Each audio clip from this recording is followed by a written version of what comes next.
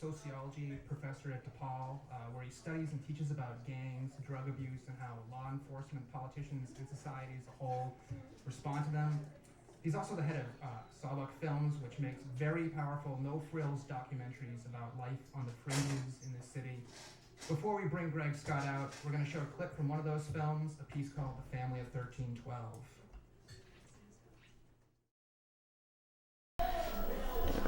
I know, the high for mainline crack is like the person I used to be, but then when it comes down, then I'm back to the person I don't want to be.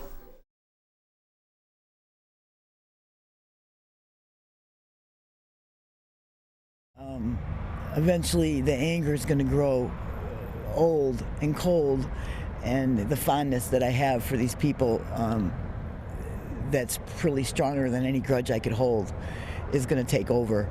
And I'm going to put my arms around these people and be glad that I know them.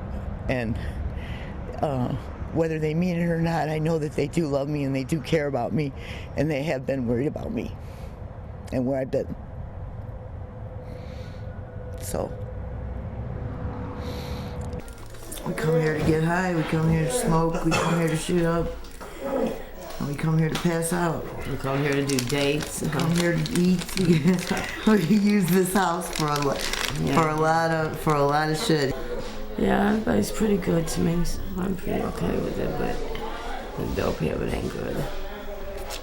No. Hi there. What's up, guys? Hey, you see, Laura? Hi. Hey! Hey, what's up, man? Everybody knows my man Greg. Hi, Greg, this Greg. This Aaron. The idea of family is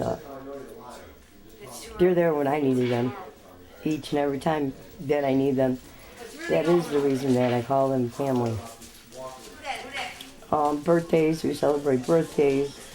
You know, when we had disasters in our family, like when Phyllis's son died, we were all there for her. It's just, we're there for each other. When push comes to shove, I don't care what we do, we're always there for each other. Well, that was obviously hard to watch, which I guess is part of the point. But at the same time, you clearly, just in those 2 minutes, we see that already that these are human beings. They're not whatever kind of caricature we might have of them. Tell me a little bit about what we just saw. Well, you saw a couple minutes of a film that was shot almost entirely in a West Side Cicero crack house, which would be sort of the archetypal crack house. What makes it a bit unique is that it's matriarchal. The woman who walked in at the end is Kat, and she has been on the streets since she was about 8 years old. She was prostituted actually by her stepfather at that point, and she ended up going out on her own at, I don't know, age 12 or 13, and really developed a hustle, a huge network of mostly gang affiliated people, and older brothers, she calls them, and most of them are black souls or vice lords. And so they've got this house. It's actually not her house. It's a house that belongs to a guy named Mortician Steve. He's a former mortician. Okay. And she's stepped in, and she's basically taken ownership of the house. He's an alcoholic. He drinks about a gallon of vodka a day, and he can't really run the house anymore. And Kat, if nothing else, is an entrepreneur in the classic American sense. She sees a profit. I mean, she can smell a profit. Mm-hmm. And she saw an opportunity, and she seized it. And so she created this kind of quasi-family system within this house, but it's also an economic system. Well, I wanted to ask you, you call it the family at 1312, and you can see the family at work there, yes. But you also have a term which you call antagonistic communalism. Right. And I was wondering if you could kind of explain that a little bit. Yeah, when you're a dope fiend or a crackhead, and I use that term lovingly and quite adoringly and respectfully, if that can be done at all, but when you're living on the fringes, as you might said, I think you may have even said that word, mm-hmm.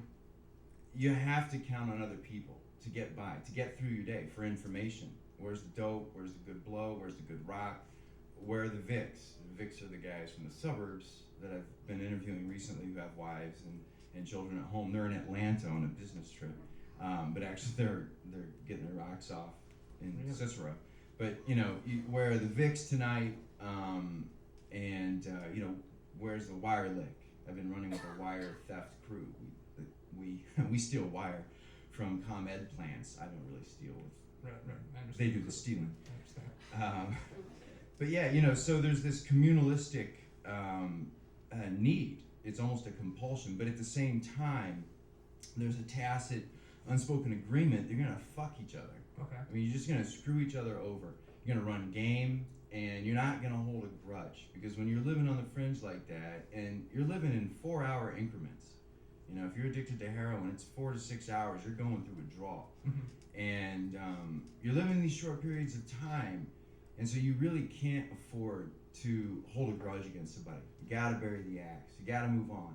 And so the core ethos of these groups, whatever we want to call them, is antagonistic communalism. It's Okay. both.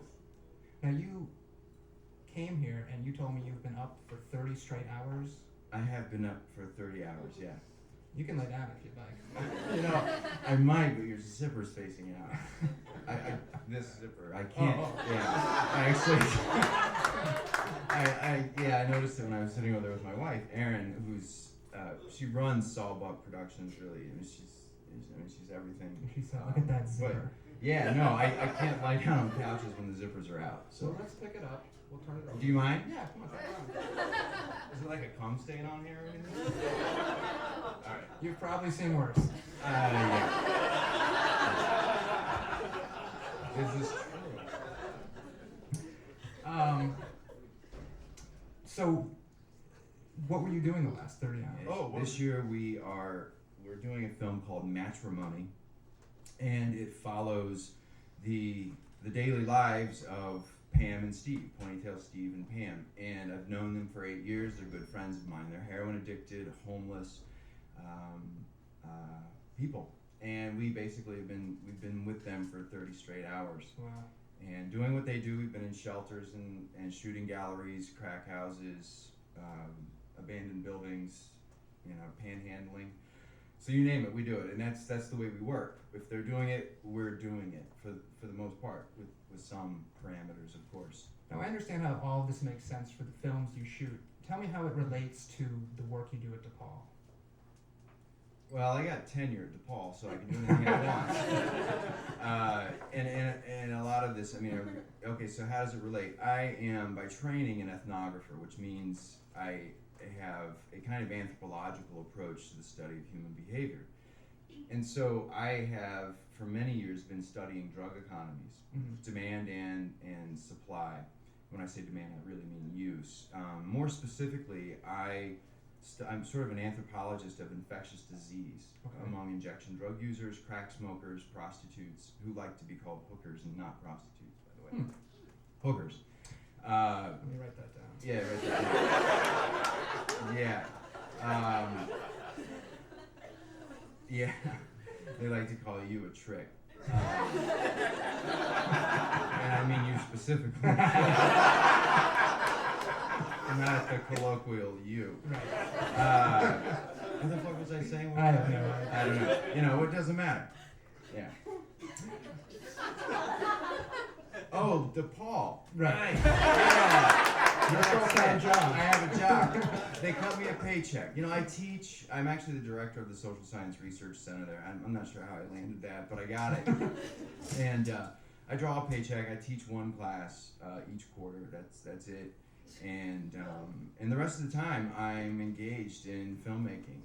But I do scholarship. I write clinical. I run clinical trials. I do research, but it's fine-grained analysis of how hepatitis and HIV communicate socially among people who are at high risk. So that's my job, and the filming just happens to dovetail. Okay. Well, you recently